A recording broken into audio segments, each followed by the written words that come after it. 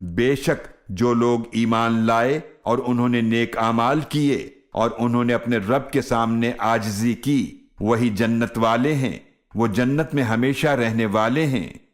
دونوں فریقوں کی مثال ایسے ہے جیسے ایک اندھا اور بہرا اور دوسرا دیکھنے اور سننے والا۔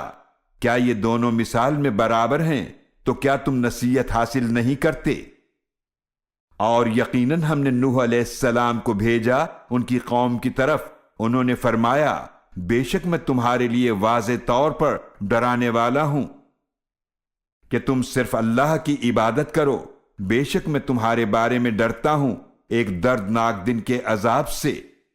تو قوم کے سردار جنہوں نے کفر کیا کہنے لگے، ہم تمہیں اپنے ہی جیسا بشر سمجھتے ہیں اور ہم تمہاری پیروی کرتے ہوئے دیکھتے ہیں انہی لوگوں کو جو ہم میں سے حقیر ہیں، جو بے سوچے سمجھے پیروی کرتے ہیں، اور ہم تمہارے لیے اپنے اوپر کوئی فضیلت نہیں دیکھتے بلکہ ہم تم سب کو جھوٹا سمجھتے ہیں۔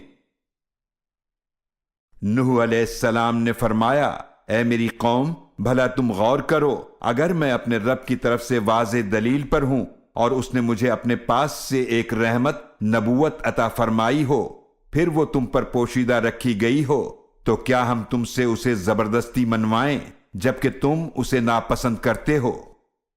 اور اے میری قوم، میں تم سے اس تبلیغ پر کسی مال کا سوال نہیں کرتا، میرا اجر صرف اللہ کے ذمہ کرم میں ہے، اور نہ میں انہیں دور کرنے والا ہوں جو ایمان لائے۔